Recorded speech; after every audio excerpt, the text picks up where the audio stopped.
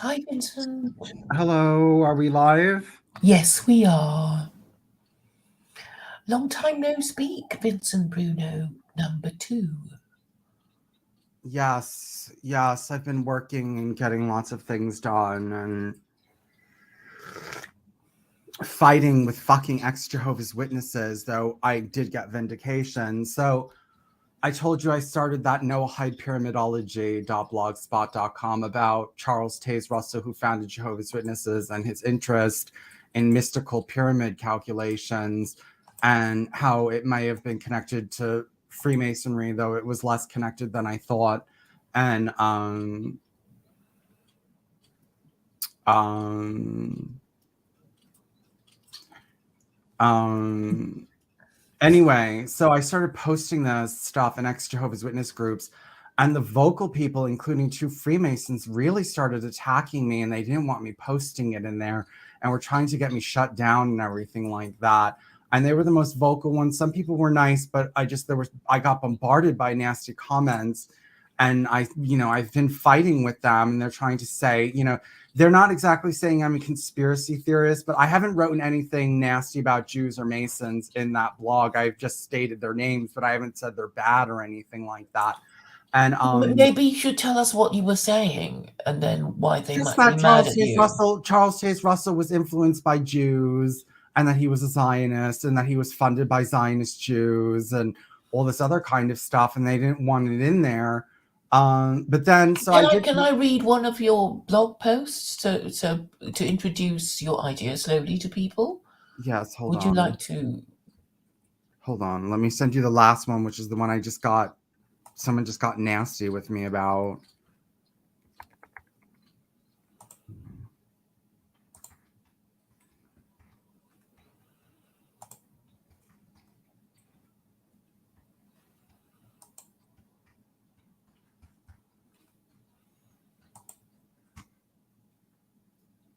The last one here is the last one that I posted, that she was like, "You're not a real ex Jehovah's Witness, and you're an anti-Semite," even though I said nothing anti-Semitic in it. Nothing. I just asked questions she didn't like me asking. Okay. Okay. I just don't understand what it.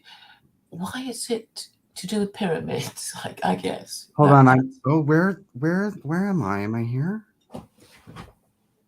were you What? posting it on Facebook or through Wait, hold on. I'm StreamYard? trying. Oh, here you are. Here, I'm gonna post it in the private chat. Okay. I published it in the private chat. Yes, I'm going to it now. So, focusing on Charles Taze Russell's interaction with the Zionist Jewry, no-hide pyramidology, Newton, Freemason, Mormon, Christian, Science Adventist, Jehovah's Witness. Maybe okay. So we begin. What have we learned so far about Charles Taze Russell and Freemason pyramidology? Russell was a Zionist no-hide pyramidologist. Not sure what it is, but he was influenced by non-Freemason British Israelist pyramidologists like Charles Smith. So he could have been influenced by Freemason British Israelist pyramidologists. Maybe you want to explain to us what it is? Pyramidology was just basically this made up science that actually goes all the way back to Newton. It's a made up science with a made up measurement. Newton said he found the sacred cubit. So, pulling it out of his ass, Newton said that he knew the measurement that Noah used and the measurement that was used in the pyramids. And so, what happened was he made that up. And then in 1959, this guy named John Taylor said, well, let's cut that sacred cubit into 25 parts. And each of those 25 parts is 1/1000th off of a British inch. And he said, with these pyramid inches, they were called pyramid inches, you could make predictions based upon different passageways and their lengths and how they interact, and that you could make Bible predictions, and that it taught the Bible and that it had prophecy in it. And so that's pyramidology. Right, right. I'm suddenly reminded of Carol telling me that when she was a young woman in California, she said she saw people wearing pyramids on their as hats or something. Have you heard of that? No, but I don't think they're related. I mean, I don't think it's related to biblical pyramidology. Right, right. Um, but for some reason, I also remembered something from I don't know. I think it was a Donald Duck Scrooge McDuck um, comic book, and I know that there was something about pyramids, and it was some adventure tale. I don't know why it should come back to me after so many decades now, but I'm assuming there's something supposed to be magical about pyramids because they're so old and so special, and nobody really knows, about them, and you're saying that this pyramid thing is um, what magic? It's occultism. It's nonsense. It's rubbish. It's utter rubbish. It's not really in vogue anymore. It's Mhm. rubbish. It's just, people made up. Isaac Newton made up a cubit that's not even real, and they broke it into 25 parts and said this is a pyramid inch. And with these pyramid inches, we can predict things from the Bible. The pyramids have nothing to do with the Bible. It's Egyptian religion. It has nothing to do with Jews, nothing to do with the Bible, nothing to do with any of that kind of stuff. And to say that it applies to the Bible and makes biblical prophecy is retarded. Okay, but so it's basically pseudoscientific. It's No, it's pseudoscience, like science. less than pseudoscience. It's mysticism. So according to Wikipedia, it says some pyramidologists claim that the Great Pyramid of Giza has encoded within its prediction for the exodus of the Hebrews from Egypt, the crucifixion of Jesus, the start of World War One, the founding day, the founding of modern day Israel in 1948, and future events, including the beginning of Armageddon. This was discovered by using what they call pyramid inches to calculate the passage of time, where one British inch equals one solar year. Okay, okay, okay. So, shall we continue about what you were saying? Well, Um, yes.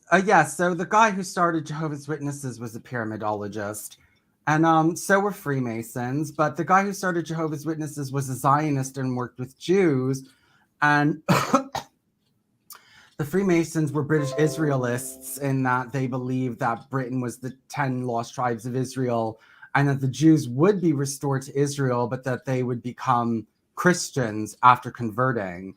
And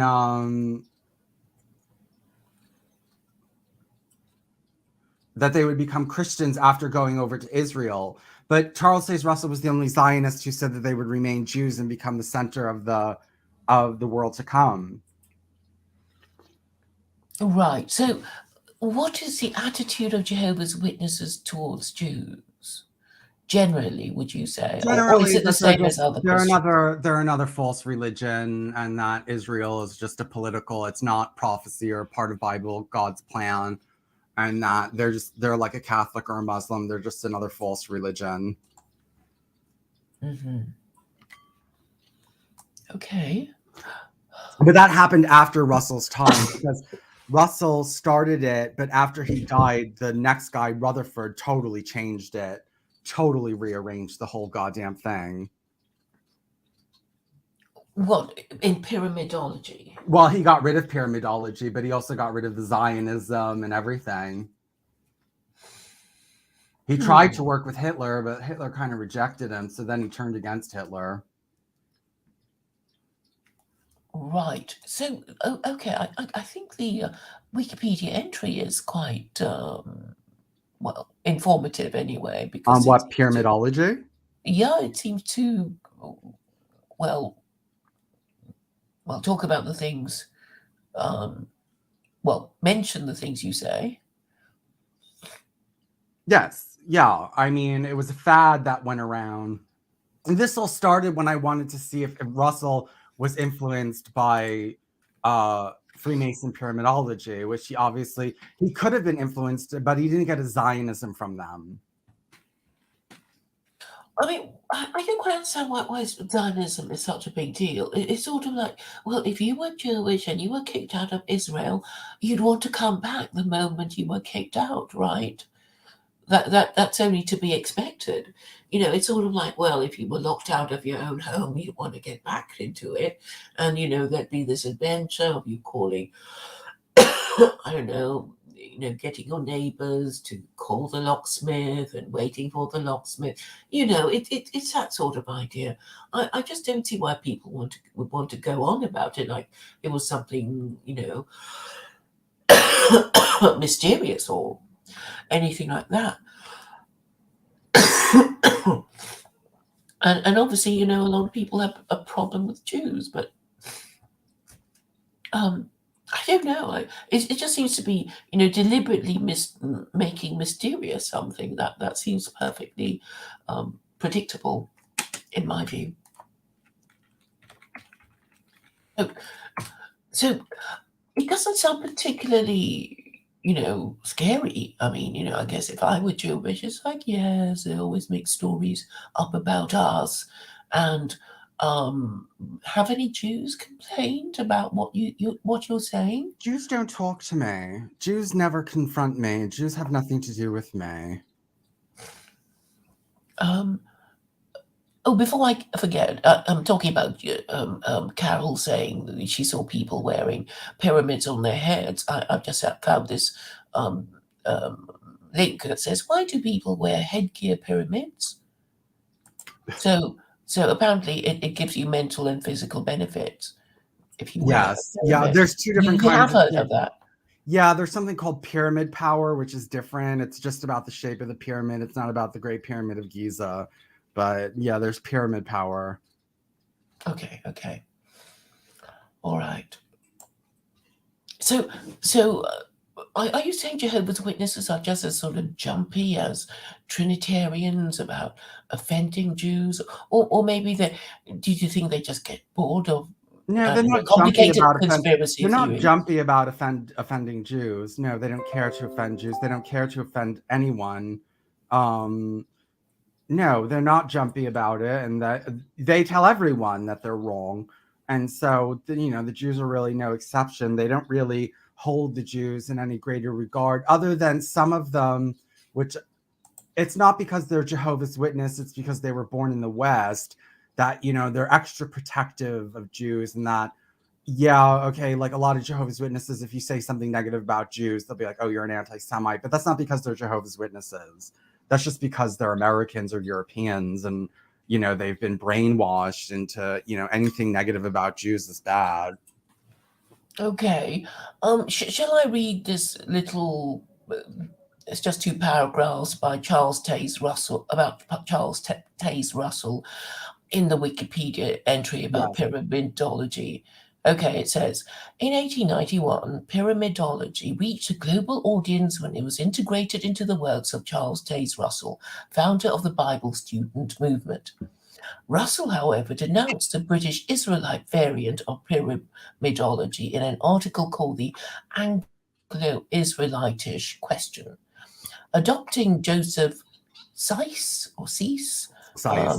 Seiss' designation that the Great Pyramid of Giza was a Bible in stone, Russell taught that it played a special part in God's plan during the last days, basing his interpretation on Isaiah 19:19 to 20, chapter 19, verse 19 to 20.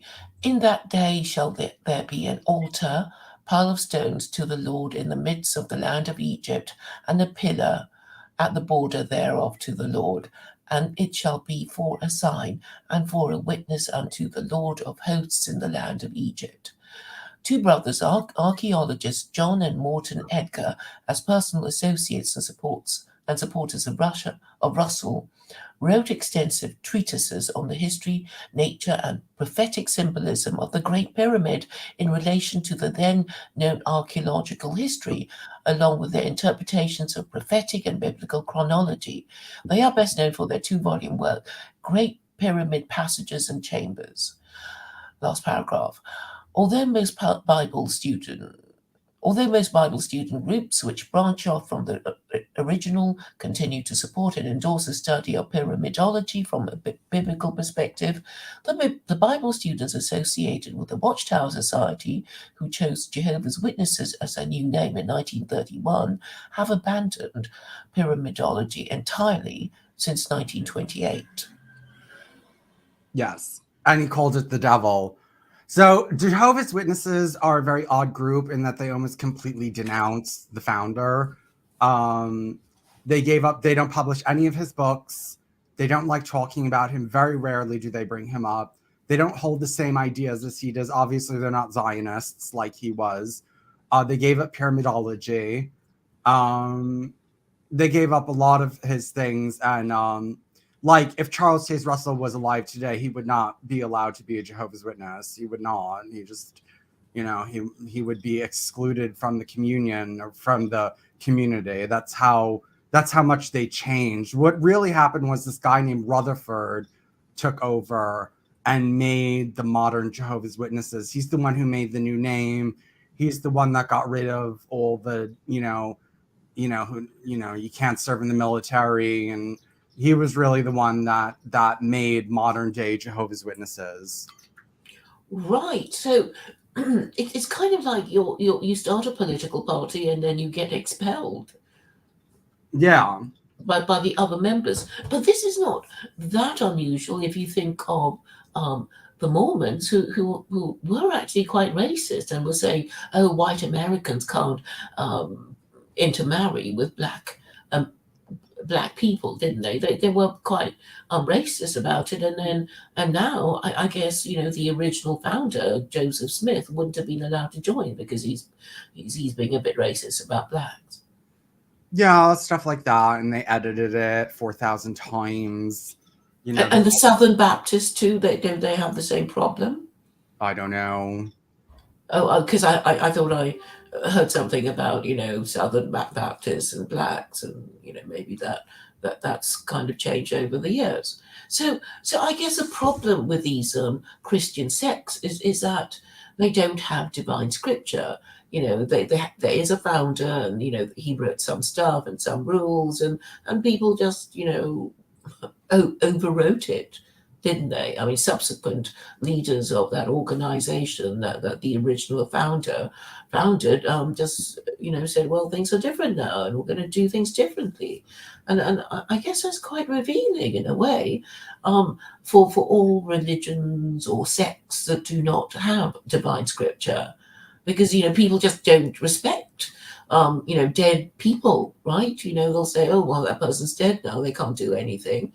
And of course, you don't have any kind of legal status when you're dead. I mean, in terms of defamation, yes, you can be sued by somebody you defame if you're still alive. But the moment you're dead, any legal action that you started will fail, will be entered, basically.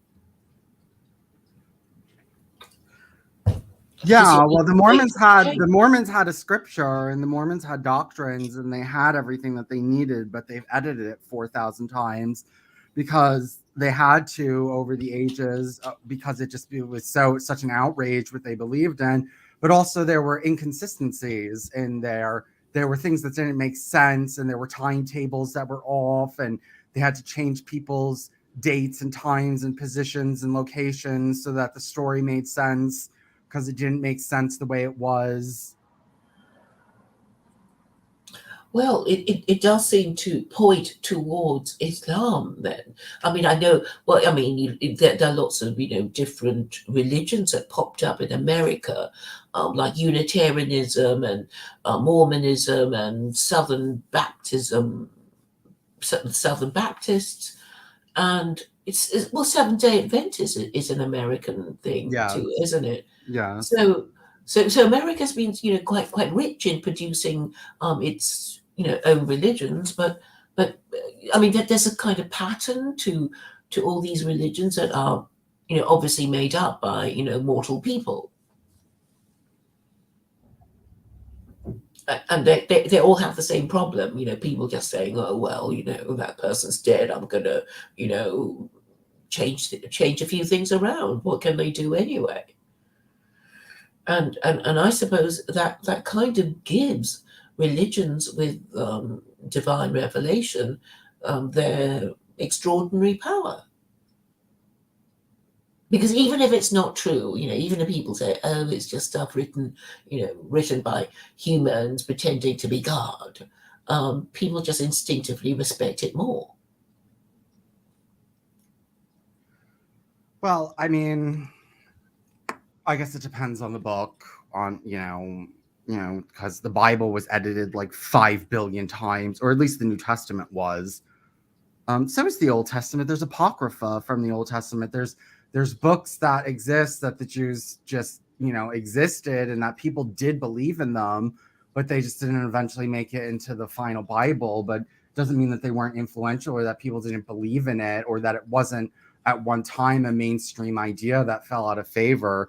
So even the Hebrew Bible is not perfectly unchanged or anything like that, and certainly the New Testament is just pieced together from cobbled together from scraps from all over the Mediterranean. Yeah, and when I was doing Shakespeare, there was this concept that we learned, which was unity of time, unity of authorship, and something else I can't remember. But the idea is that a piece of work has to be written by just one person. And I mean, I know there are novels that kind of work like this is this character's view of things, and and another character witnessing the same event had a different opinion and a different view of it, and you can make it interesting in that way. And I mean that's what the New Testament is. It's Matthew, Mark, Luke, and John who had their different views and experiences of the same event. But I suppose that is what the fact that Matthew, Mark, Luke, and John are mortal people, and nobody really knows who they are, like, apart from being apostles of Jesus. And it's like, well, these Jews, they've got a Torah, it's from God, and these Muslims, they've got the Quran, it's from God, and these Christians, they've got some stuff written by some guys called Matthew, Mark, Luke, and John, and immediately the status of Christianity is lowered because God is above mortal and fallible men. Yeah, but that only works if people believe that God wrote the other book, and too many people on earth don't believe that. And you talk about Muslims, like there's still a billion of them. Like, first of all, a lot of those Muslims are really secular and are actually, they say they're Muslim, but they're anti-Muslim, in that, they're for gay rights, or they don't believe in applying the Sharia and all that other kind of stuff. They're actually anti-Muslims. And then there's all the ones that are leaving and becoming atheists, which is a big problem over in Saudi Arabia and all that kind of stuff. So your idea that the Quran is some ultimately respected book and that Islam is just like the world growing power is not necessarily true. And what's his name? Mujid always makes the point that Muslims can't impose Sharia on themselves in most countries, or in a lot of countries, because they don't want to. Well, yes. So if you want to change any moral, any political orthodoxy, it must be through political activism, and when you do that, what it involves, Vincent, is changing the narrative. And I noticed today on Twitter that there is this sort of hashtag called storytelling, and this seems to be the beginnings of this. We're just tired of this narrative now. It might be, white people, we're just tired of being blamed for everything. And, we want a different story to tell ourselves that makes us, feel good about ourselves. And this is what we want. We're just tired of this all Christian, liberal, fascist, we just want something new. That seems to be, what I hear from these sort of tentative expressions of, we're tired of this narrative. We want a different story about ourselves, and And this is always what happens in in a revolution, or when somebody changes their religion, what they mean is that they change the story about themselves. And it's like, oh, before it was the bad guys ruled, and now the good guys have taken over. And the next changeover would have the similar narrative. And I kind of see that this is happening now, because people are saying that we just can't carry on like this because nobody's happy. Well, just because nobody's happy doesn't mean it can't carry on. I mean, the Soviet Union carried on for a long time, and there's a lot of people who are unhappy in Islam, and it's still carrying on. Like, just because people aren't happy doesn't mean that the system can't become malignant and just get rid of it. Yes, of course. But okay, what I'm saying is characters have popped up like Andrew Tate. I don't know if you've been following it. I don't know if you watched him on Tucker for 2.5 hours. Who? And Andrew Tate on Tucker Carlson. Oh, I didn't see that. No, what happened? Well, I mean, it was just 2.5 hours of him talking, but that's pretty good. I mean, I guess any well, anyone with anything to say would be delighted at being given 2.5 hours on Tucker. Well, yeah. I mean, yes, and Andrew Tate, yes, obviously is Muslim. I mean, and yes, there is a growing. I was the one who posted about it and how terrified I am about it, that the white right and Islam are starting to unite. The problem is that these white people are converting to Islam. It's not like Muslims are coming over to their side or even becoming Christians. None of that's happening. They're converting to Islam. The only good thing I see about that is that maybe the left will eventually see Islam's not their friend. Islam, okay, everywhere I go, Muslims are talking about how they have more in common with the right wing than they do with the left wing. And there are still Muslims around who are all like, okay, Muslims and gays unite, but it's really starting to turn the bend now, where it's basically Muslims and the white right unite, or the conservative Christians unite.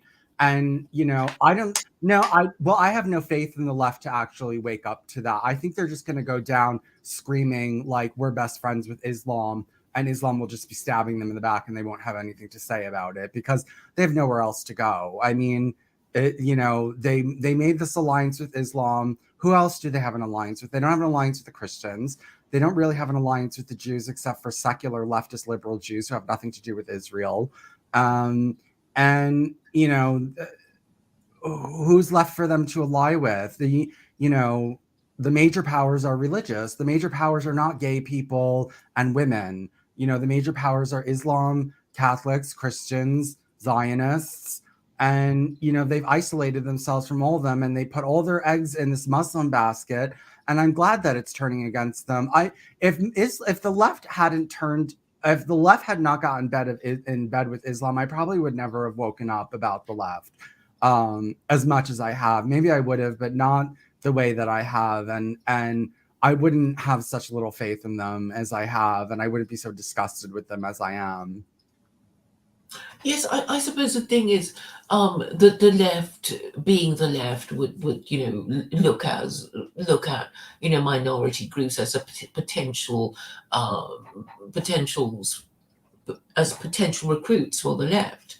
But the thing is, when these immigrant groups stay long enough and get comfortable, they'll be thinking, well, actually, leftism doesn't benefit us. We want low taxes, we want law and order, we want our businesses protected, and we want lower taxes and stuff. So then they start voting Republican, becoming conservative, and then thinking, well, we don't like all these immigrants coming here, so eventually, it almost becomes logical that once you're settled and you feel you have a stake in that the new country that you've settled in, you become protective and you want to put up fences and stuff, and then you rethink your loyalties. Well, yeah, and that's the other thing, that they're thinking that all these Latinos and blacks are like knee jerk on their side, but a lot of, especially Latinos, are becoming more conservative, and the trans thing really scares people away, because the one thing is that, I'm sorry, white people are more tolerant towards trans people than Latinos and blacks, and generally, I mean, a lot of Latinos are religious, and whites are just a little bit different breed of people, and a little bit more liberal and funky. And a lot of these people of color are not going with this trans stuff the way that they think they would, and they don't like the gay stuff, and they don't like the abortion. And to just think that brown people automatically want gay parades and abortions is not going to get you anywhere, and it's going to turn on you. Yeah, It, yeah, because immigrants kind of, they sort of know they are the minority, and they're kind of racially insecure, and their instincts would be to have children and grandchildren, and their greatest fear would be, oh, I've just come to this new country and it's completely absorbed me and I'm no more. I don't keep my identity, I don't keep the identity of my ancestors, and I've just been merged into, this, other otherness. So that would be the immigrants' greatest fear, and of course they would, kick against the idea of going gay and becoming transgender. Well, I suppose if you're indigenous and you're the majority, you don't have this anxiety. well, I think that this is very good, because I do want white liberals to notice that liberalism is around because of white people. White people invented liberalism. We're the original liberals, and we're more of a scientific race, and all these different kinds of things. And if you want to have a gay utopia or a homotopia, you need to invest in white people. And if you want a liberal utopia, you need to invest in white people. And it's not going to work with the other races, and they're going to get rid of your liberal utopia. If there were no white people left, America would not be some liberal, tolerant utopia, especially if you're bringing in Muslims, especially if you're bringing in religious Catholics, or people who are lower on the socioeconomic scale are less tolerant of homosexuals. You want to find people who like homosexuals, go to the rich, go to the affluent, go to the people in trendy, fashion and science and business, and the upper echelons are very accepting of homosexuals. You want to get bashed as a homosexual, go into a poor person's house, go to the backwoods of wherever and meet hicks. Go into the ghettos and meet, like, hardcore criminals, and you're going to find a lot less tolerance. And I think that's a good thing, and I welcome brown faces screaming homophobia.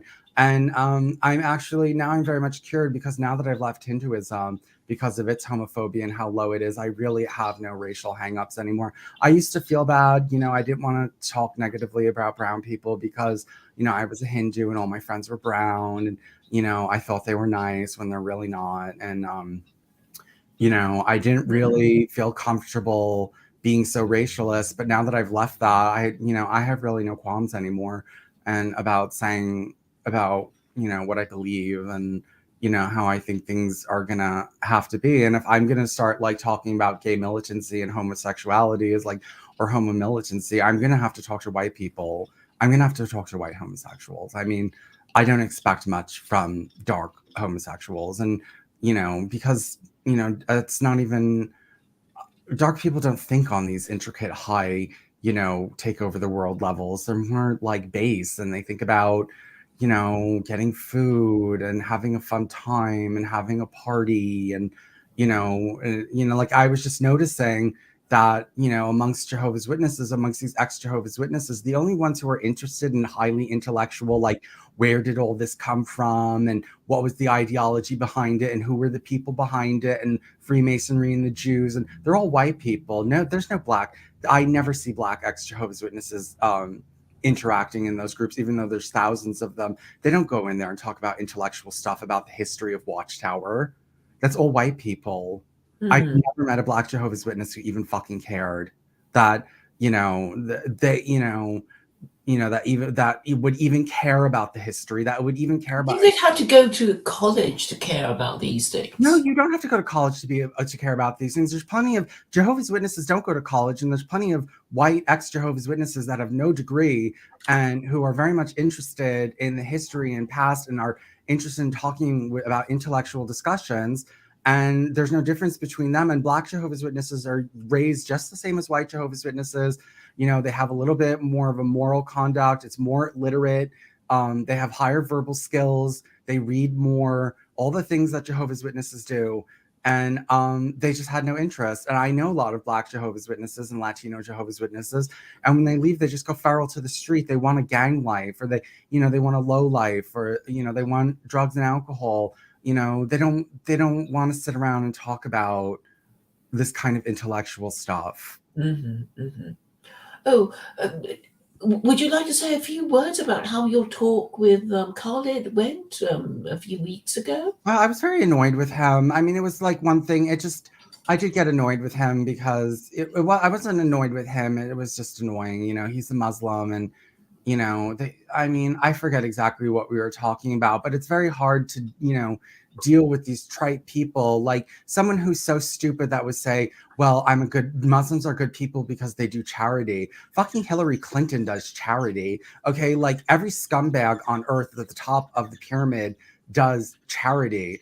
Just like that's such a simplistic Muslim, dumb religious thing to say, oh, but they do charity, so therefore they're good. It's very hard to have a conversation with someone who is so stupid, who can't even see through that's not logic, that's not reality, and that means nothing. Okay. Like, there's people that you hate who have done charity. Christians do charity, Zionists do charity, but a lot of Muslims hate Zionists. You know what I mean? Muslims are not, maybe fond of atheists, but there's atheist charities out there. Especially in places like, China, there's communist Chinese atheist charities. And this is the type of mentality that you have to deal with people who are religious. And like, thank God, I probably wouldn't talk to you if you were religious because, it's just too frustrating talking to religious people. It's very hard to have respect for them. Because what you find them annoying because they think they're better than you, and no, because they're not intelligent, and so they make stupid remarks. What about David? Do you think he's religious? I mean, I don't think he is. Well, I don't know, but he's laughs. into nonsense. Yes, he's into spirituality or something, and he believes in nonsense. And his double truth hypothesis, is garbage. Because it's so illogical. He says yes and no to everything, and when you say you're not giving an answer. Yeah, it's like we don't need any of that rubbish. That's very religious to just speak, babble and rubbish like that, and to take yourself so seriously and to be so smug as to think you have all the answers and that you're God's gift to humanity, and you're like here to spread secret knowledge or something like that. And that's what all of these highfalutin intellectual, even not the atheists, but like these Hindus and stuff are like that. I mean, they talk very high and mighty, and they very complicated concepts and things like that. And if you're able to understand it, it's all rubbish. Yes, I don't do that, do I, Vincent? No, you don't do that because you're agnostic, so you don't get involved in all that rubbish. I don't like your other kinds of reasoning, but at least you don't get involved in that. Well, I mean, I kind of, weave a narrative. It's like, well, if God exists and we have to do this, and even if it doesn't, it's better for us that we do this because we're going to, keep our group in existence. And look at the Jews, they've been around for so long, and, and maybe Christians because they're always complaining, or, it means that they've been cursed by God. I mean, that's my narrative, basically. It's like, oh, these Christians have been, practicing the idolatry and blasphemy, and they've been cursed by God. And these Jews who failed to stop these Christians, also cursed by God. Muslims, they haven't done better than the Jews, also cursed by God. We're heading towards World War III. That's divine punishment. And if we repented, we might escape it. So that's my narrative. Do you think that might work? Well, I don't know about the curse by God, but um, You don't? But I mean, people are too d- d- people are too arrogant to think they've been cursed by God. Okay, like most people are not going to, let themselves think that because most people don't want to be burdened at all in their mind, even if that means lying to themselves or lying to other people. And most people are just not going to sit there and say, I've been cursed by God. Like, if you're an intelligent, I think if you're, but don't Trump supporters think they've been cursed by God? Or it'd be very easy to put it to them that they've been cursed by God. And all these sort of right-wing people, I bet they feel cursed by God. Don't well, you think? Because they're thing is, such losers and they're so stupid. oh And no, but they don't know they're losers. I try to tell right-wing men they're losers all the time. They don't think they're losers. They think they're so great. They call themselves kings and compliment each other, and they post disgusting.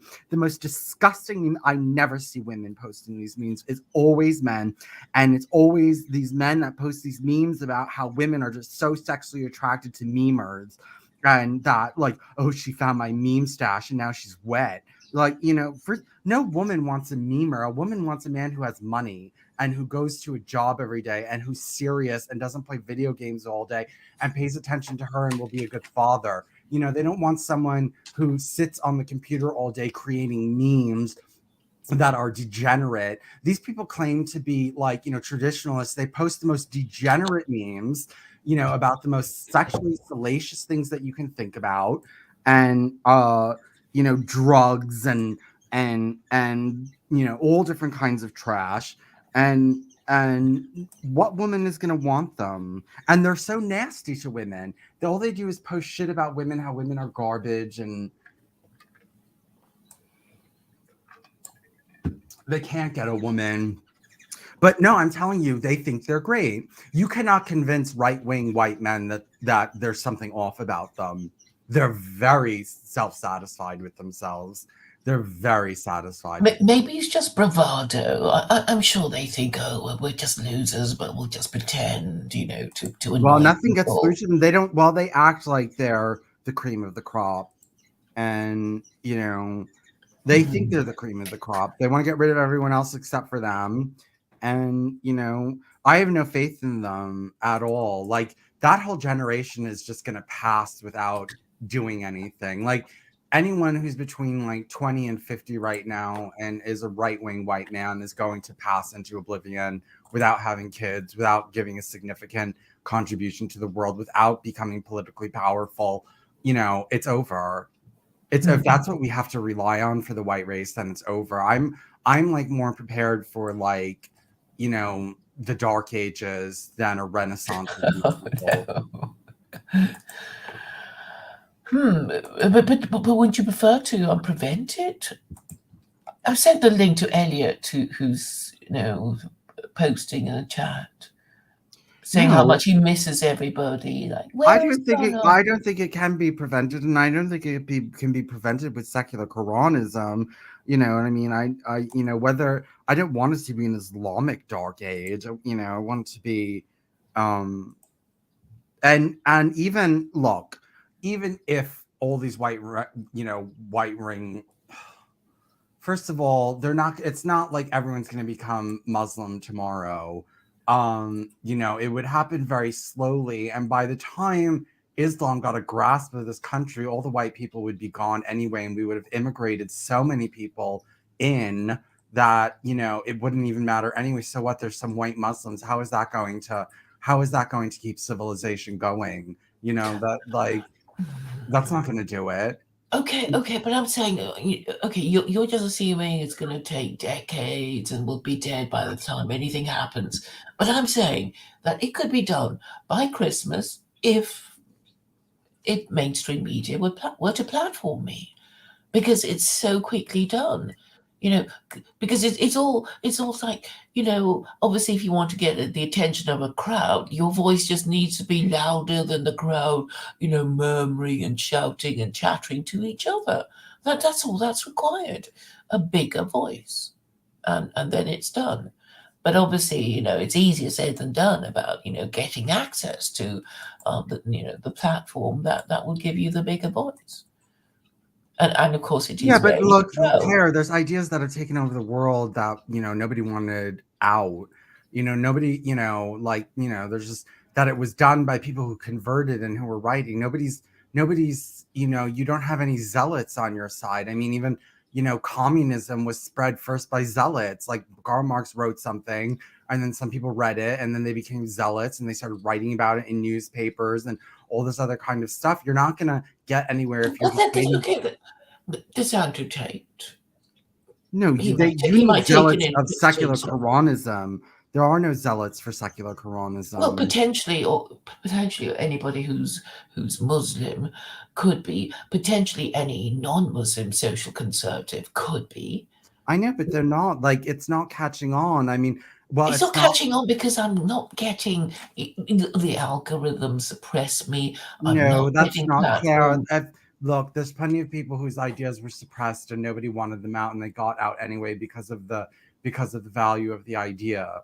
You know, Like what? well, look, Communism? yeah, communism. Look, Jehovah's Witnesses are not popular people, but they get what they want out there every single day.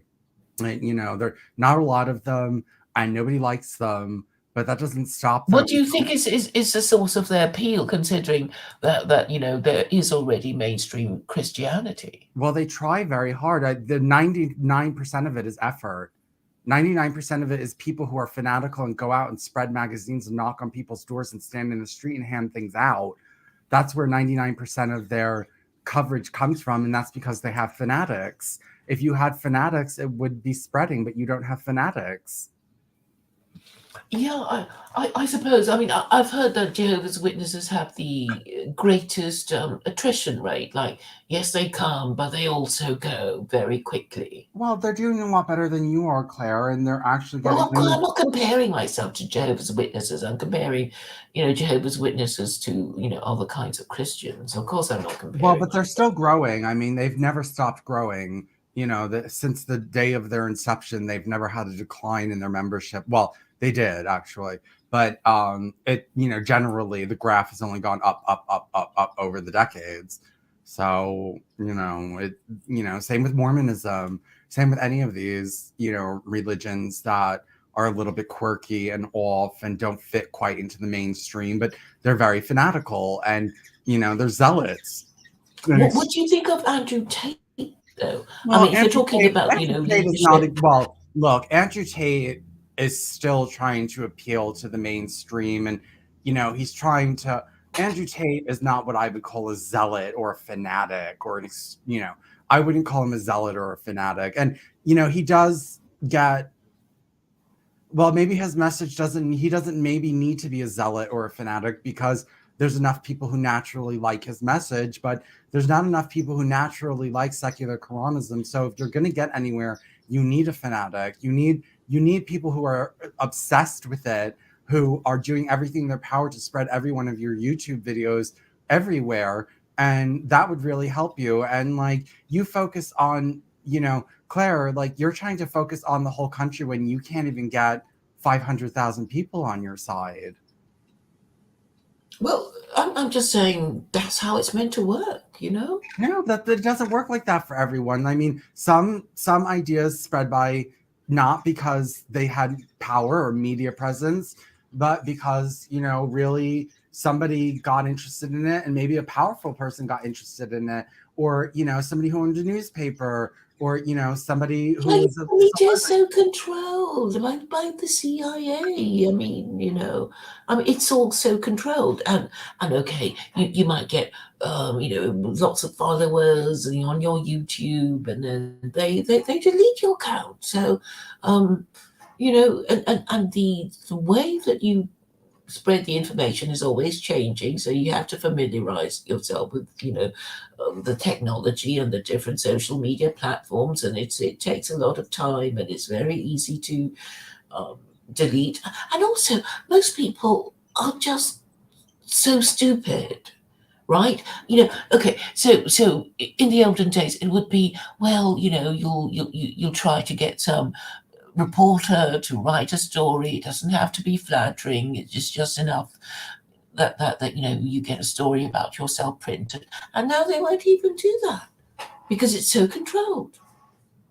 Yeah, no, everything is controlled, but but that doesn't mean you can't And get people are so irrational. Okay, it's It not doesn't that. mean you can't get your message out, and it doesn't mean that you can't get followers. Look, Claire, I don't blame anyone because I don't have 500,000 people on my YouTube. The reason I don't have it's a little bit different than yours. The reason I don't have 500,000 people on my YouTube is because, what I'm spreading is not a very popular idea or opinion. And actually, that's the same problem you have. It's just not Yes. popular. It's just not popular. It's, I'm not saying that it's a bad thing, but it's just not popular. And no matter, even if you did get into the mass media, if your idea is not popular, it's not going to go off. There's plenty of people that they try to push on us in the media, whether it's a personality or a story, and everyone just rejects it because it's not a popular idea. Nobody wants to hear it. And, it's just, I think you have to deal with that fact. And maybe I'm telling you, I think secular Quranism is a little bit too, good for everybody. I've told you that before. That nobody wants anything that nobody's mind is that clear.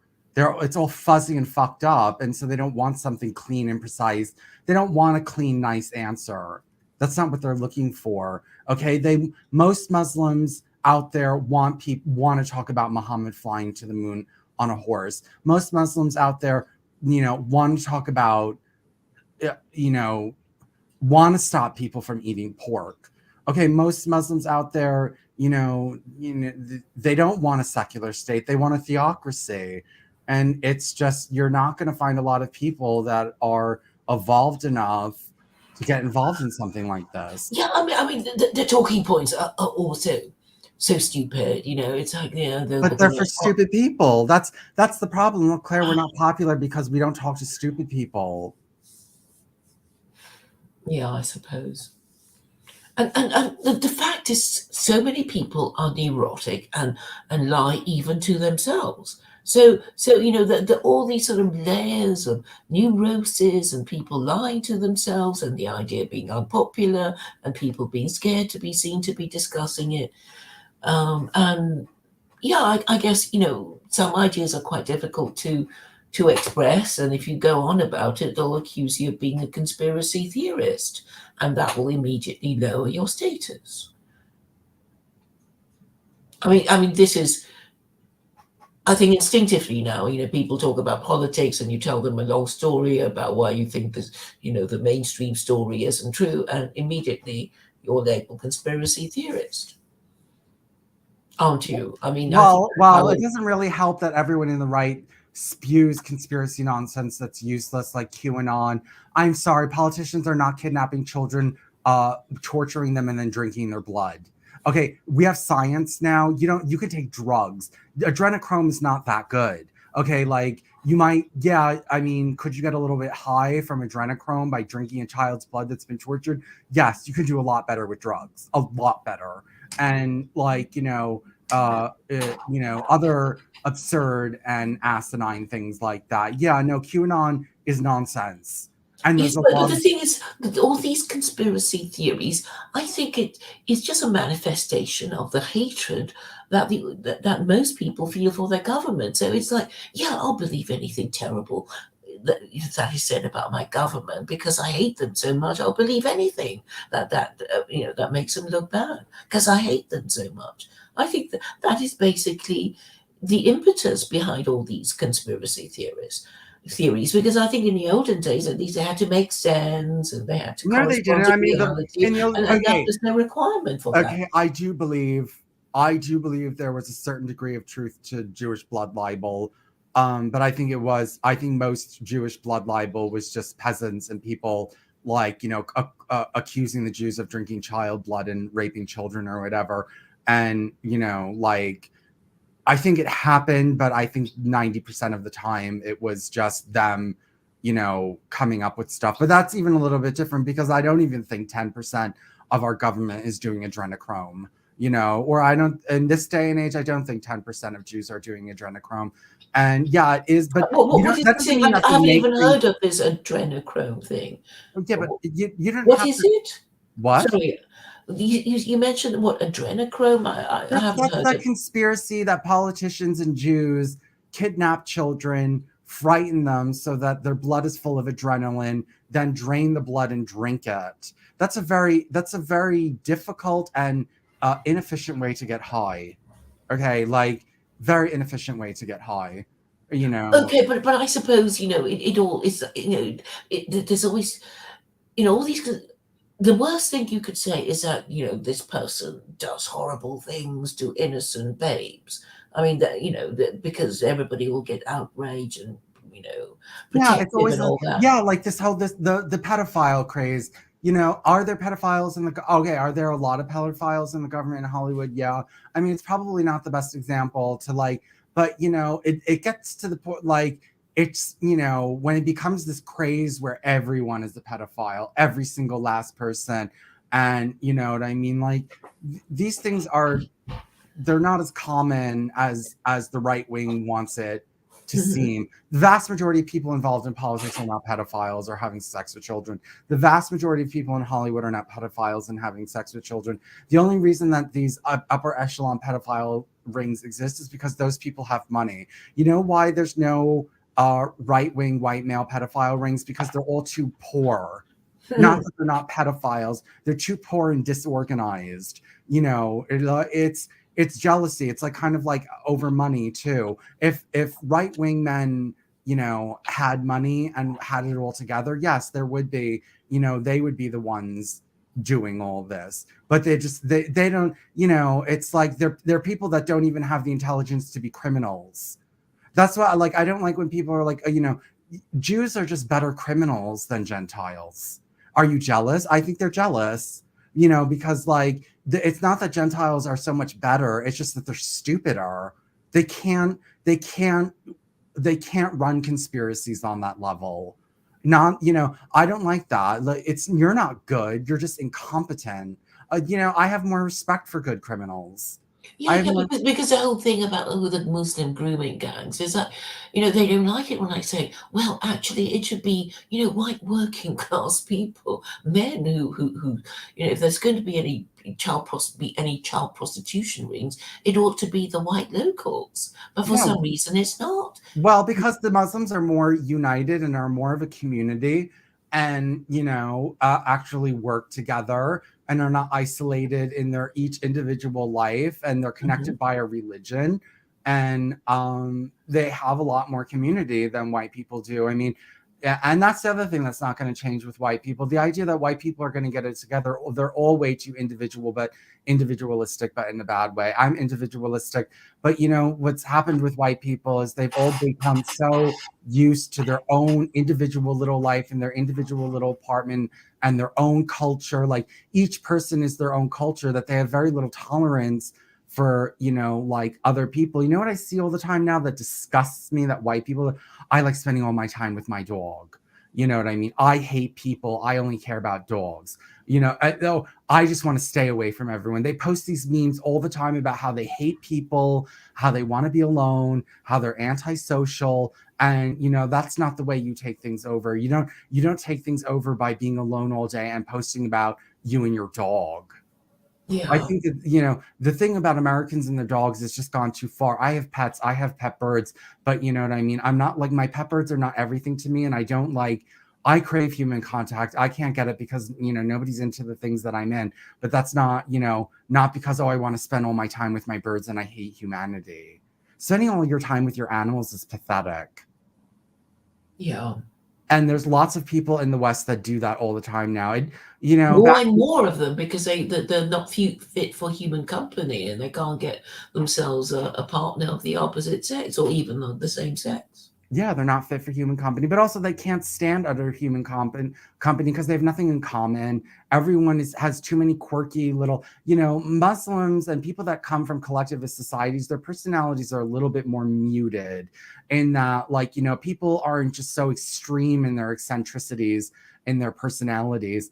and they have a little bit more in common, but also like they don't rub each other as much the wrong way because they're not like hyper focused on their own. There's less to be hyper focused on as an individual. There's more to be hyper focused on as a community, and that evens out your personality and makes your personality a lot more like everyone else. And white people don't have that, and I don't think that you need to have that to be successful. I think the point white people were so successful in the beginning because they were such individualists, because you know what, yeah, there was a lot of white people that were willing to break the mold and go out and do something really crazy and different, and who lived themselves and were eccentric and all that other kind of stuff. I think that's what made us great. But you can't, I don't know, I'm not like that. I'm not sitting here alone with my birds because I'm an eccentric personality, or not on purpose. Yeah, like I probably have no friends because white people are just too, like, they're too yeah, I feel like everyone just wants to be in their own home now alone,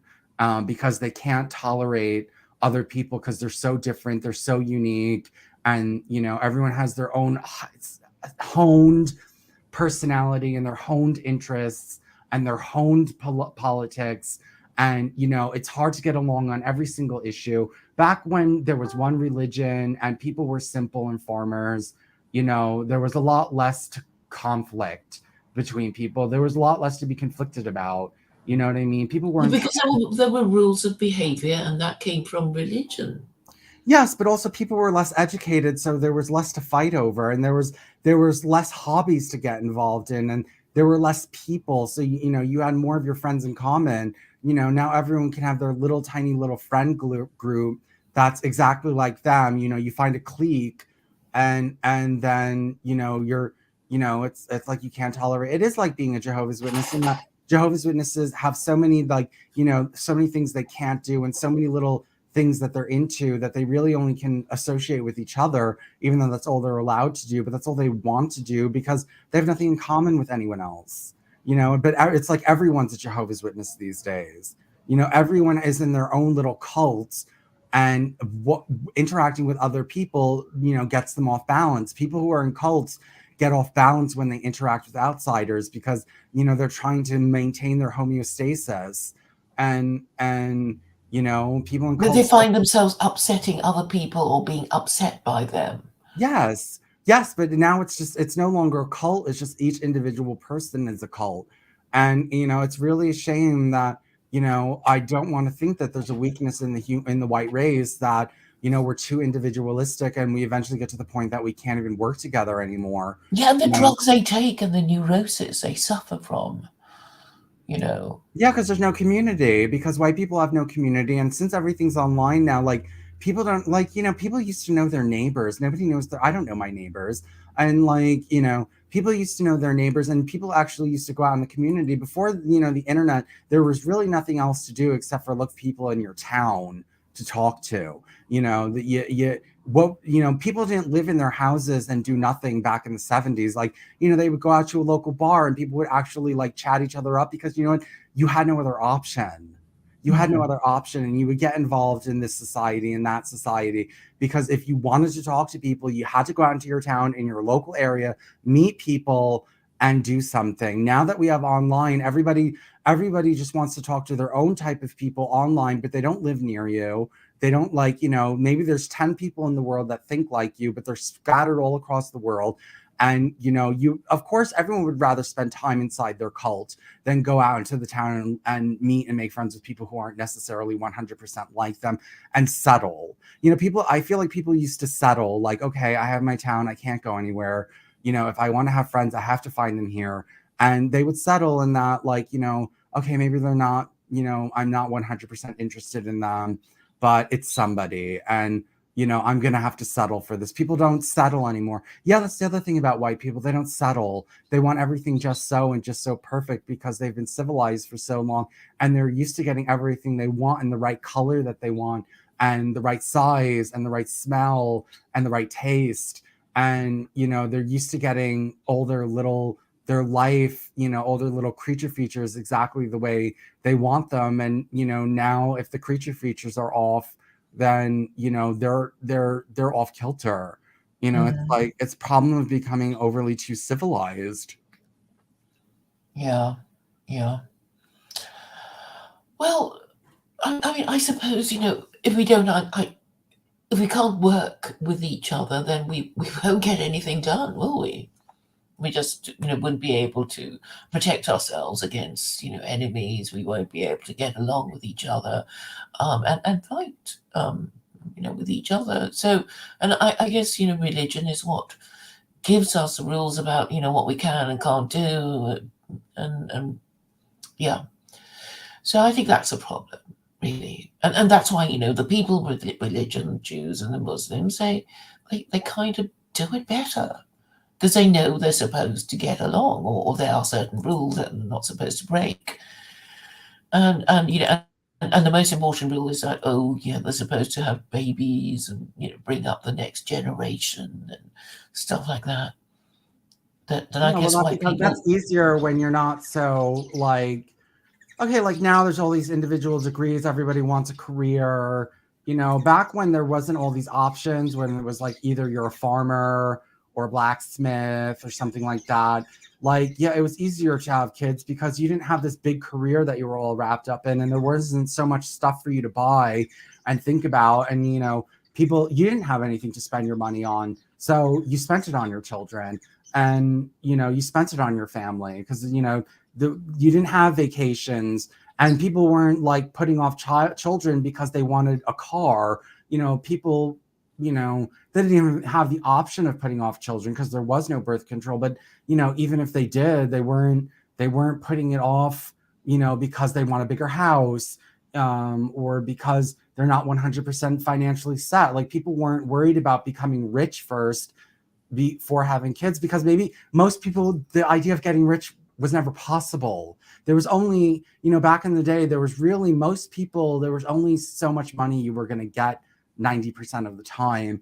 And, the idea of becoming super wealthy was not in most people's minds. It just was out of grasp. I mean, most people weren't thinking about becoming super wealthy because just, it was a farming community. Nobody was super wealthy. There was no cities to, like, for bankers Hmm. and actresses and And you could still get married even though you weren't super rich. I mean, yeah. I think that that's a thing, being able to find a woman prepared to marry them, even though they weren't super rich. But now, everybody expect, well, women expect more, and I guess men also expect more from women because of, I don't know, porn and movies and, Well, yeah, raised people expectations. expect more. Yeah, you're not going to get anywhere if you're a poor farmer anymore. Nobody's going to want to marry you, But back in the day, that was a way to get out of your house and start your life and all this other kind of stuff. And you were lucky. You were lucky if you were married and on a farm that could feed you. You know what I mean? Well, you could have it a lot worse than that. And it's the problem of being too civilized. But some people can deal with extreme civilization, and most people can. Most people cannot keep it together when things become too civilized. They lose their edge. They lose their edge.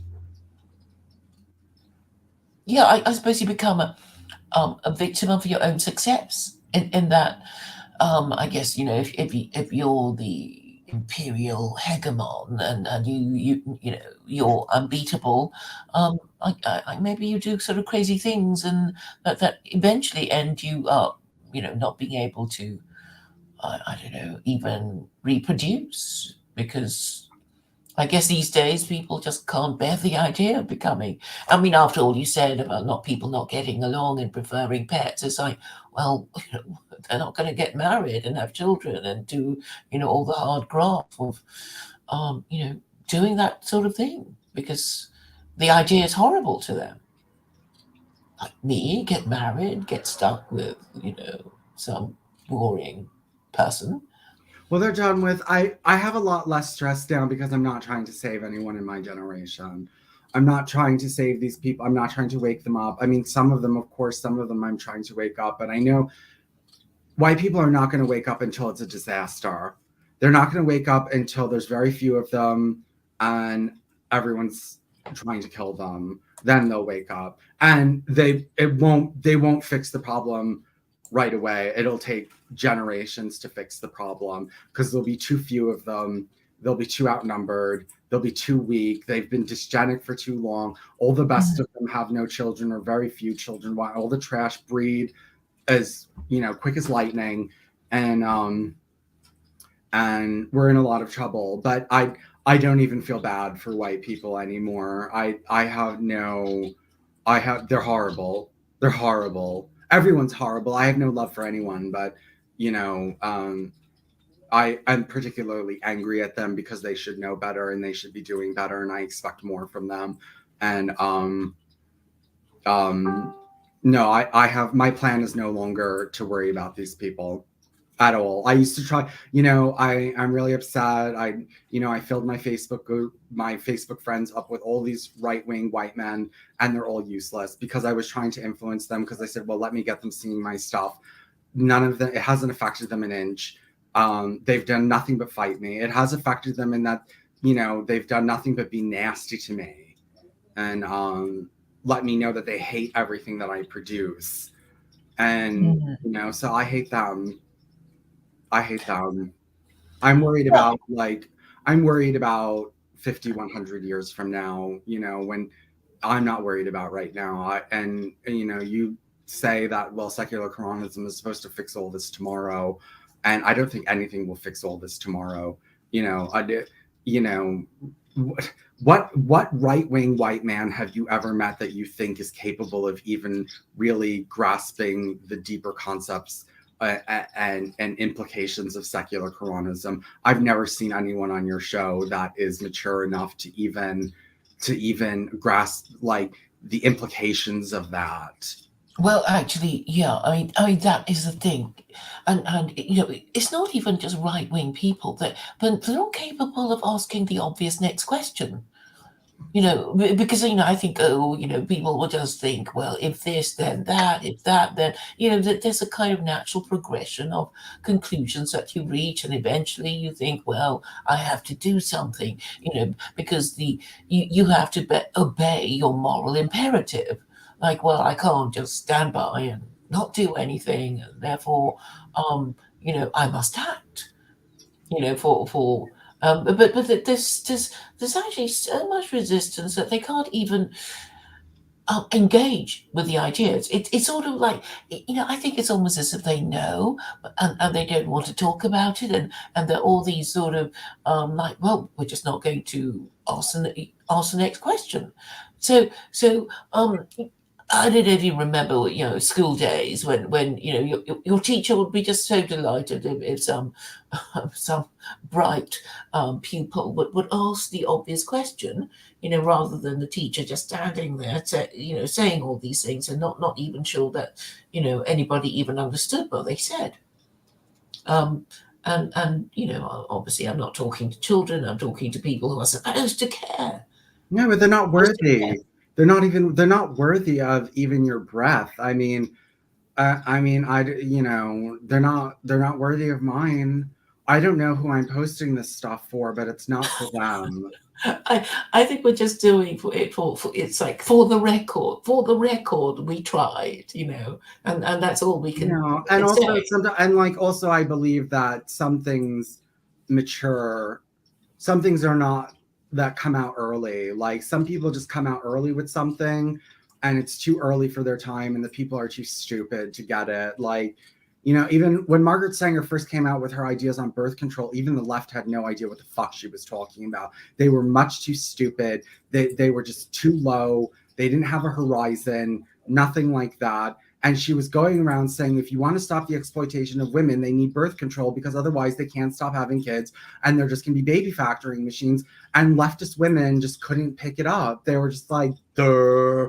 And that was just like it was for her for 20 years like that, where, nobody could even understand what she was talking about. They couldn't even, today, when you think about it, it's like a no-brainer. But, in her day, it just wasn't. People were just, most people are not that intelligent, and it takes 20 years for them to understand a simple concept, and but you just have to break through it.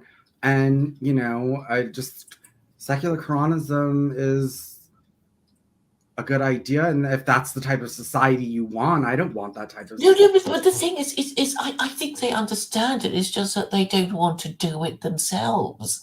That is the thing. It's like, all these men, they already know they're unmarriageable because, they're past a certain age, they haven't got a lot of money. So, it's sort of, well, it's over for me. I don't really care.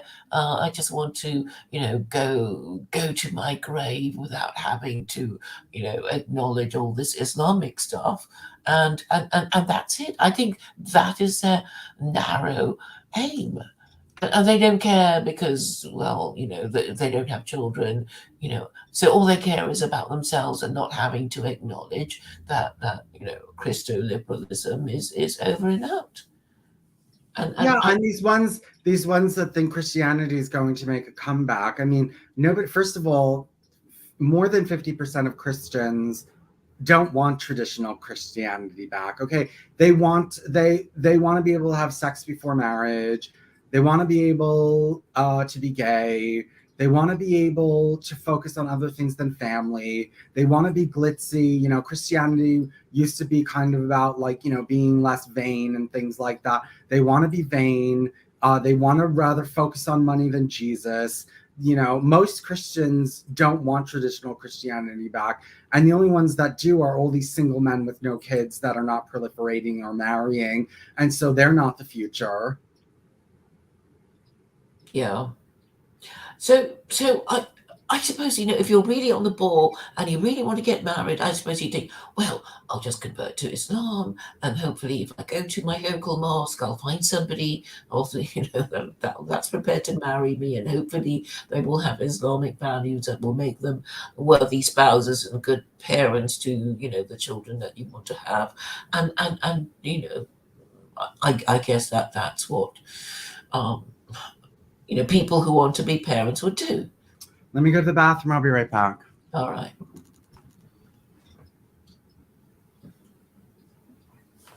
I'll read the chat.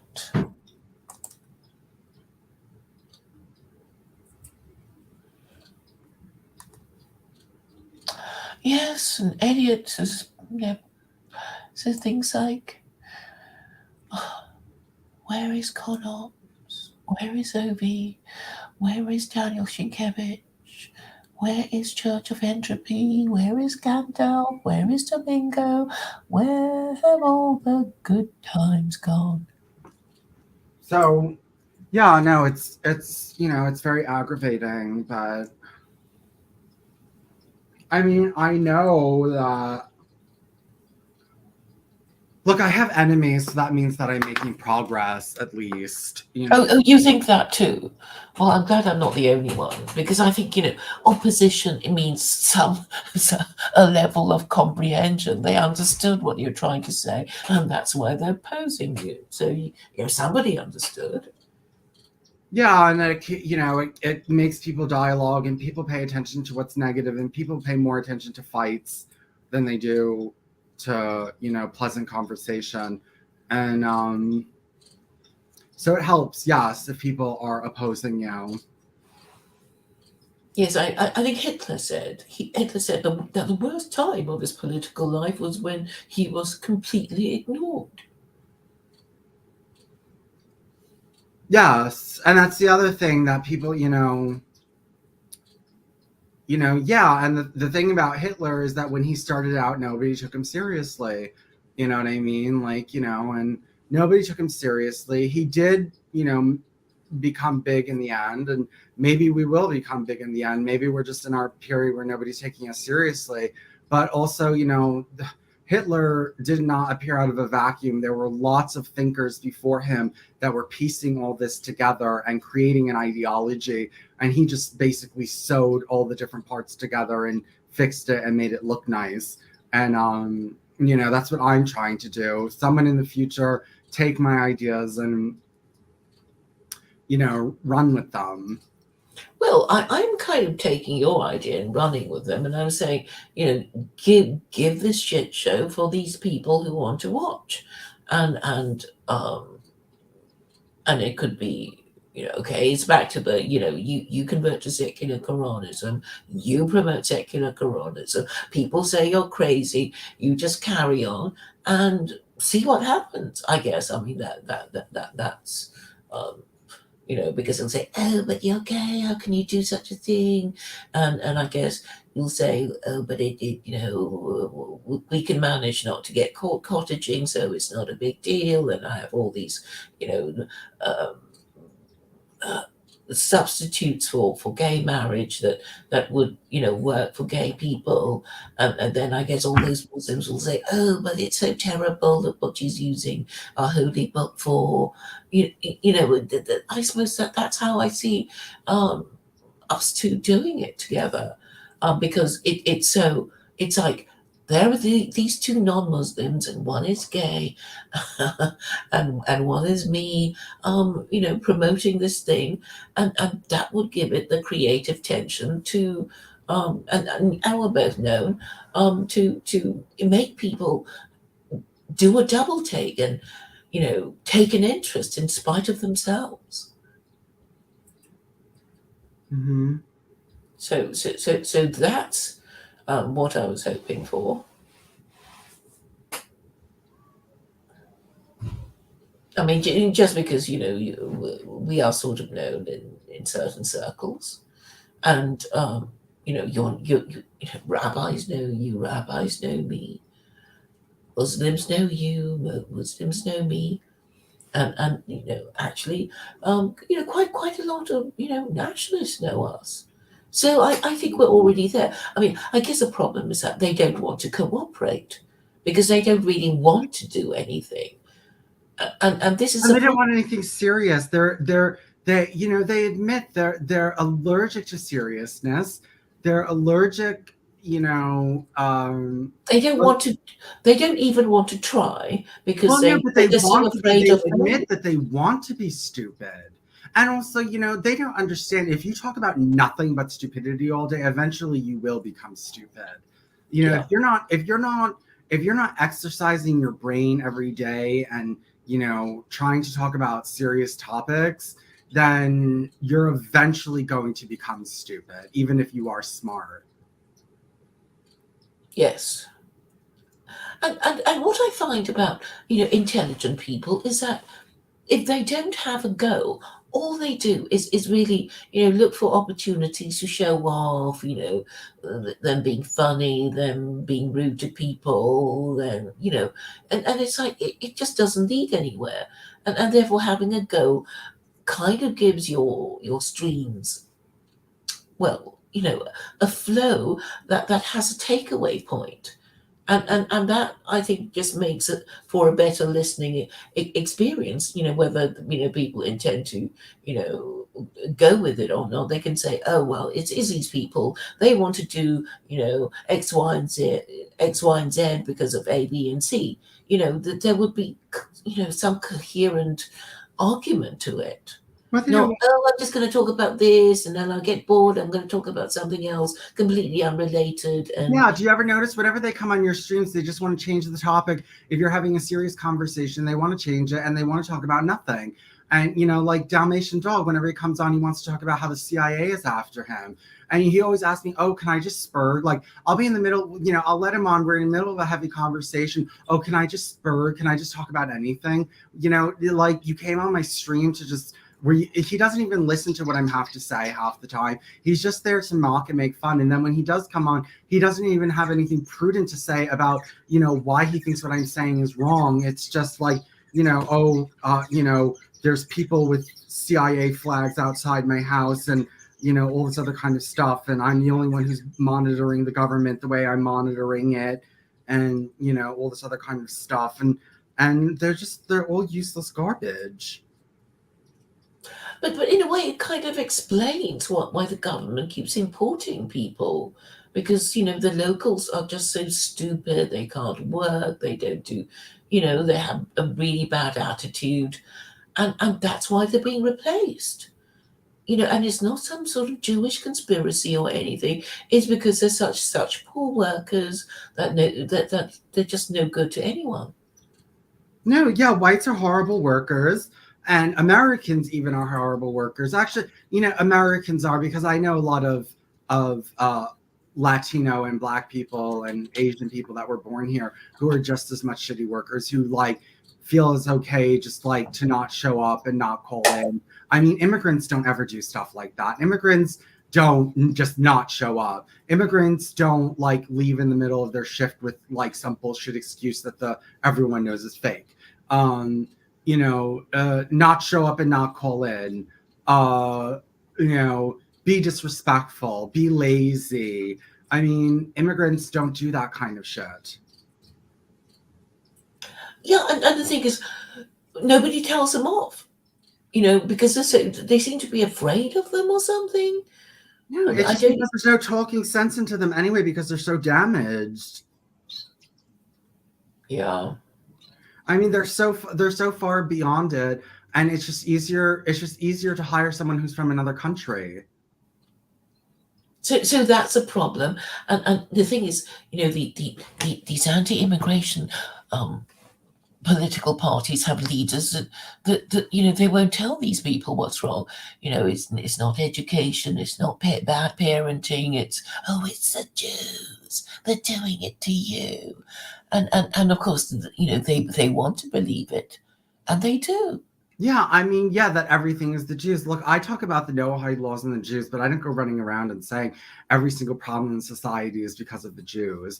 And I also am very much well aware of any Jews who are causing the type of problems that right-wing men dislike, like liberalism, aren't real Jews. They're not Jews. They're, it's just like being an anti-Muslim Muslim. You're not a Muslim. If you don't like the religion and you're not supporting your religious country and you're talking shit about it, don't tell me you're a Muslim.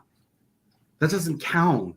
These Jews that do nothing but bash their religion, bash Israel, and do everything that breaks Judaism are not really what I would consider Jews. And I don't consider that a Jewish conspiracy. I just consider that a bunch of people who left Judaism who are now liberals. Well, yes. I was thinking that the whole thing of labeling people and classification is it's like you have to. Okay.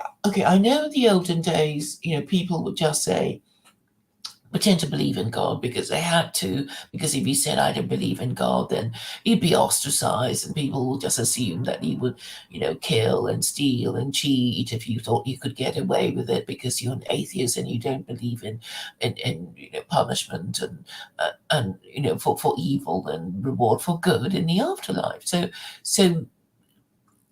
even people who were atheists would pretend to believe, to get jobs and partners and stuff like that.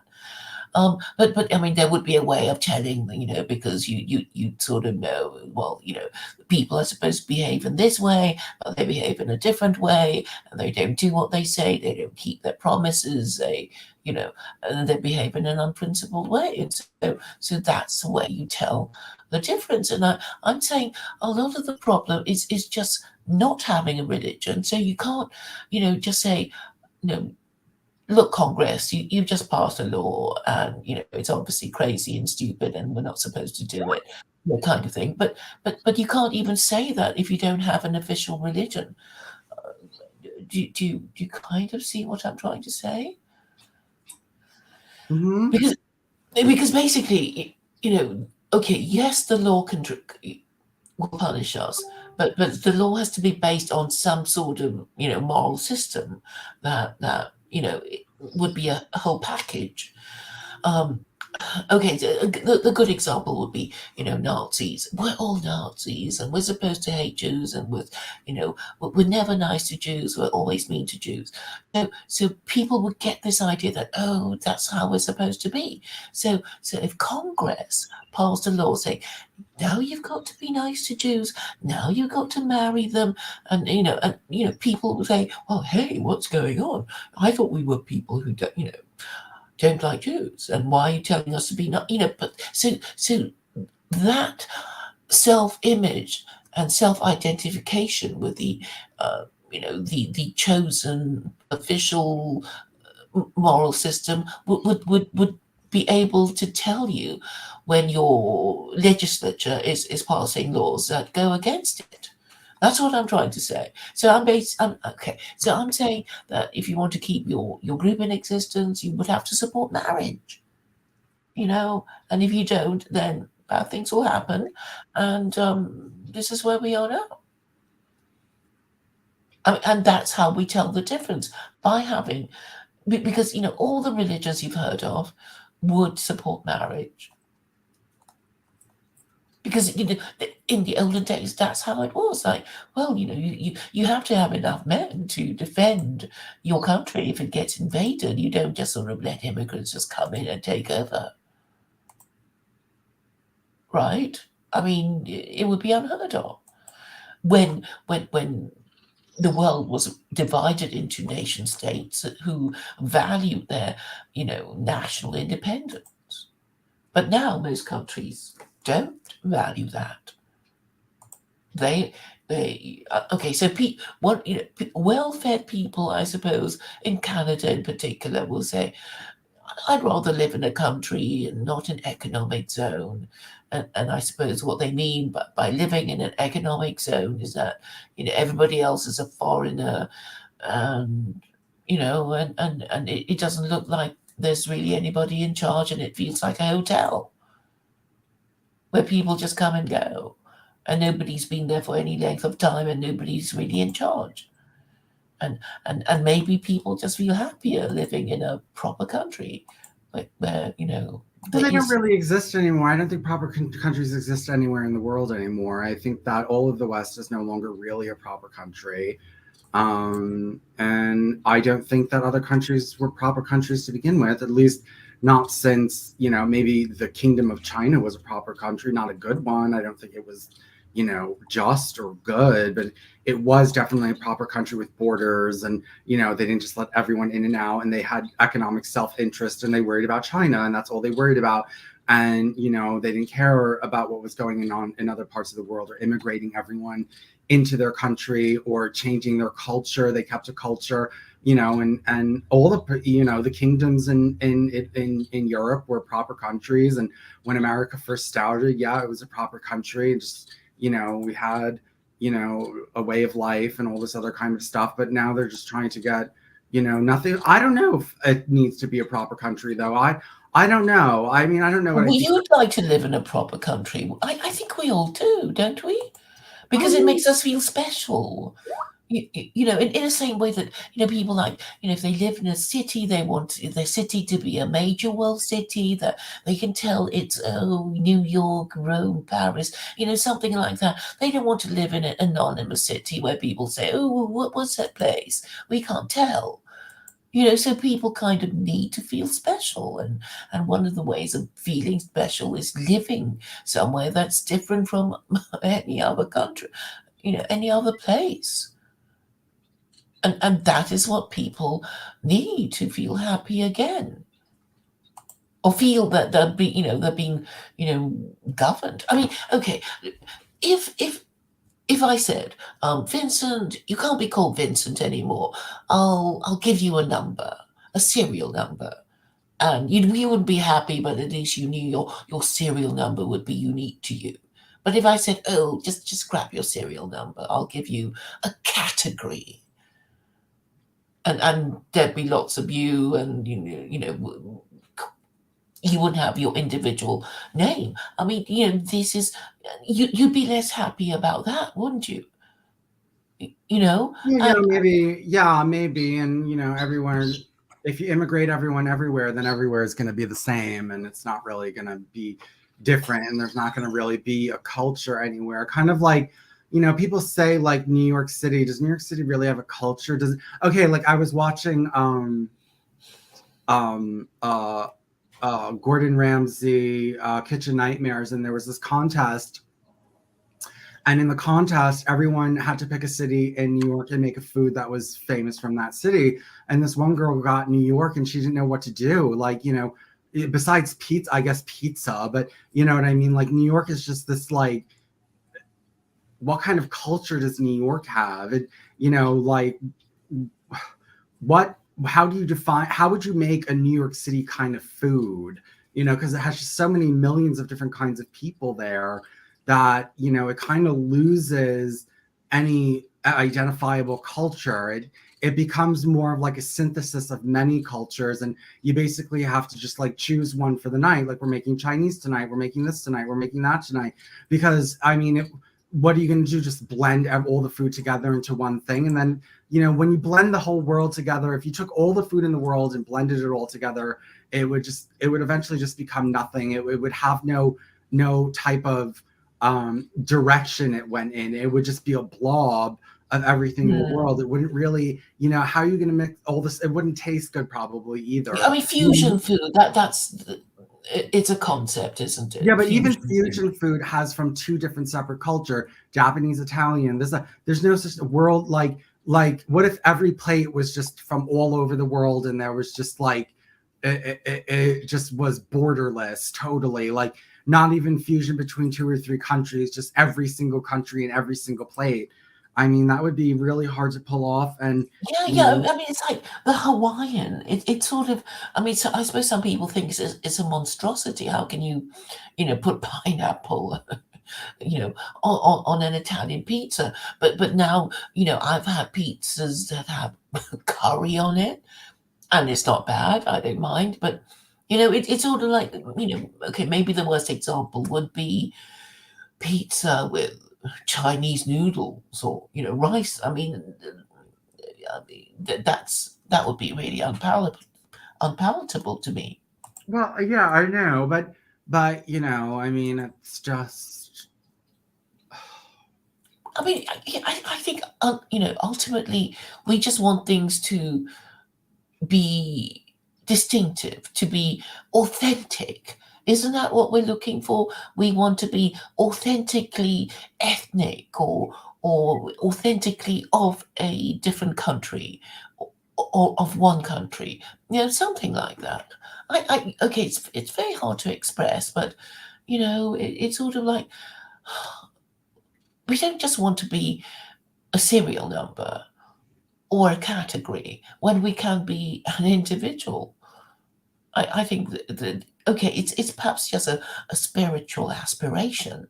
I mean, we're not saying, oh, we're starving, we're not being looked after, our health is bad, but it just feels inauthentic, I suppose.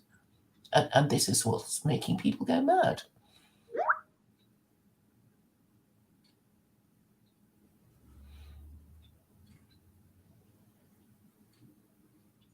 And perhaps it is tradition that makes us feel authentic. But oh, this is an old country. It's been like that for centuries, and or we come from this old country that's been doing things, in that way, and this is what gives us our distinctive identity. Yeah, but that's gone now because modernity has gotten rid of Swedish culture. Look, they don't like Swedish culture is the old like 1700s, 1800s, when they had their own types of dress, and embroideries and foods and ales, and now everything is like corporate, and McDonald's, and international, and like there's no Swedish culture anymore, really. It's very faded out. There's really no British culture anymore. It's very faded out. You know what I mean? Metropolitan cities got rid of all the culture. A cable TV got rid of the culture. Everything became metro, metrosexual, or whatever you want to call it. And Mhm. so it's all gone. But actually, if you isolate people, it'll come back again. I mean, in the same way that North Korea and South Korea, because they were isolated from each other, they just became different. So, I mean, it is possible to get it back again. Is what I'm saying. It's just getting together the political will to do that. When everybody is just so feeble, well, I don't know. Okay, are mentally ill. I mean, that is the thing, and this thing about mental illness and all. and also our inability to define it. Is mental illness feeling bad? But sometimes we should feel bad, shouldn't we? If something bad happened, we ought to feel bad. We shouldn't be, medicating ourselves on some, psychotropic drug and not be feeling the pain that we need to feel in order to resolve our issues. And,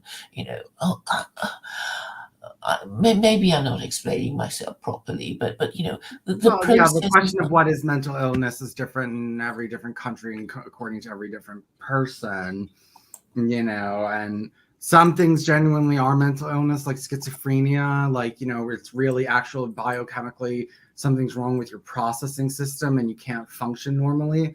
But, like a lot of mental illness, I think is Yeah. cultural or subjective.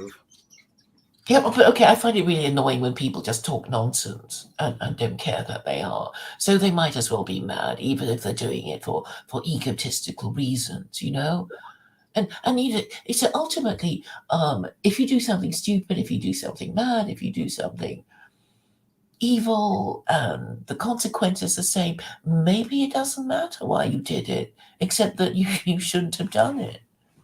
You know, you, I don't know, you fall off a tall building because you're stupid, because you're reckless, because, somebody pushed you, you know, the consequence is the same.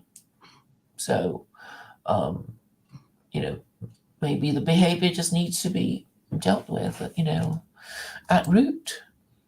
And I'm saying, ultimately, religion is what gives us our ability to solve problems. And if we don't even have that and can't see the point of it, we won't solve our problems. Because religion gives, organization, hierarchy, who gets to make the decisions, who has to follow, how we are to behave towards each other. It's all in this concept of religion, which for some reason Americans don't think they need. So I'm saying actually it's very easy to solve once it is acknowledged that it is a bad thing that America doesn't have an official religion. Because once it's accepted, they'll think, okay, we better get ourselves one, and and and and that is when the all our ideas will come into being. Your no-hide laws, my secular Quranism, all these things will have to be considered. But the conversation has to be started by America doesn't have an official religion. Was it meant to be? Was this really what the founding fathers wanted? Um, I mean, what do you think? I mean, can any American say for certain? Oh, yes, this is what the founding fathers intended from the beginning. I think that's quite ambiguous, really. Yeah, well, but it's not going to happen. Even religious people in this country are not very religious. And also, a lot of, that 1/4 of Muslims that have moved to the West have left Islam. They've lost 25% of their people. So, I think they can be be brought back again, because if you have a political change and somebody's at the top saying, right, well, all the media is going to be pumping out a different message, and then of course it will change behavior, because the law is there to punish behavior that you want to discourage, and encourage behavior that you want to encourage. So it's the algorithm. The law is the algorithm of human behavior, and obviously the program um, can be changed.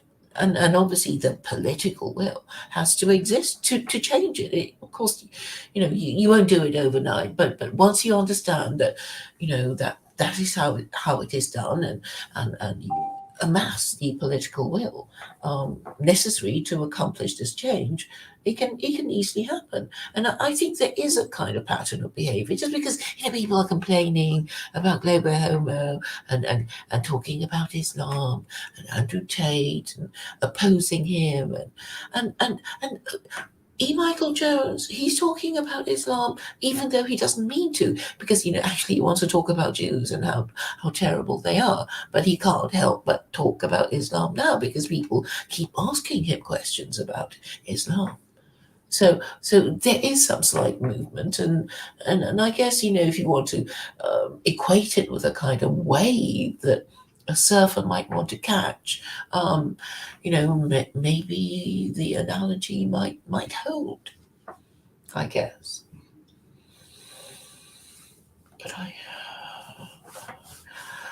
but so when is your interview for your Tomorrow. I have an interview tomorrow. ride? Well, good luck with it. Thank you. Yeah, I hope so. The thing is, I think it's crazy that you have to work in a sandwich shop because you could be, well, I don't know. I mean, what's the point of sending all these people to university? I know you didn't finish. You didn't drop out, did you? You just did a kind of half degree or I did something. a half degree, and then when I was going for my full, I dropped out. Yeah, but I mean, there are lots of graduates who are doing. Are they doing similar jobs to the one that you're doing? I mean, it's not right, is it? Yeah, no, it's yeah, it's really bad. It's really bad. It's hard to get jobs. It's hard to get good paying jobs. And you'd be trapped and enticed into doing these courses that don't give you a better job afterwards because Yeah, of actually, the the one thing I've noticed, which is real, colleges. it's really good now. All these jobs that I go on, they all require high school diploma. Everyone's saying high school diploma. People aren't asking for degrees anymore. You know why they're not asking for degrees? Because they're paying so low, they know they can't get people with degrees. Right, right. Uh, hmm. They But can't they'll get be what? carry on. No, I didn't mean to interrupt. You were going to say something? Well, yeah, they can't get people with degrees. You know what I mean? But like, I don't even know if there's jobs for people with degrees anymore. You know what I mean? Because we've shopped all, so much research is done overseas, so much, management is done overseas, call center, a lot of things are done overseas now. And, which is why everyone has this problem with capitalism and that they just sold us out. Everything was cheaper to send all the jobs overseas. And who's going to buy all that stuff? With what jobs are we going to buy that stuff? Yes, because they don't look after their own people. I mean, the same thing happened to the Roman Empire. They had all those slaves, and the slaves came to the Roman Empire, but there was originally the you know the plebs who did all the work, but they didn't need to do it anymore. So they were entertained with bread and circuses. They had their own welfare state, and well, anyway, we know what happened to Rome. And I suppose what happened was that even the plebs didn't breed anymore. They didn't so they couldn't produce the people, uh, the men to join the Roman army. Eventually, the empire had to hire mercenaries. Mercenaries are unreliable because they get paid more if they take longer. And eventually, the empire weakened and impoverished itself because it was a demographic problem in the end, which I think is the same now. Because really the post-industrial countries in the Far East and the West, of course, it's happening. They're having a low birth rate. Africa is having a youth bulge, which means I guess they'll be taking over. Yes, the worst of the people breed and breed and breed. And I mean, look, until eugenics becomes part of the public policy of any state, they're going to just have these problems over and over again. And I'm pushing for artificial wombs. I have no faith in women in doing a birth boom. We need artificial wombs so that we can start producing children without women. And if you have an artificial womb, you could just breed one out every year, just pop it out for 25 years, and you can have just it needs to happen. I don't care. It can happen. Everything in science can happen. I mean, we're starting to make like fake hearts and grow fake proteins and meats and, everything like that. It's not that, insane to think that we can create a womb.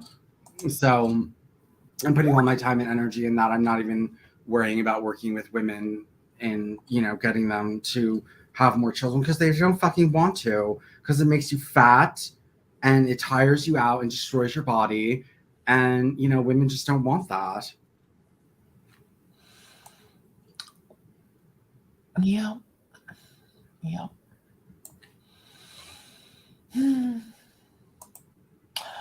Okay, I'm getting a little tired now. Okay. Do you have anything?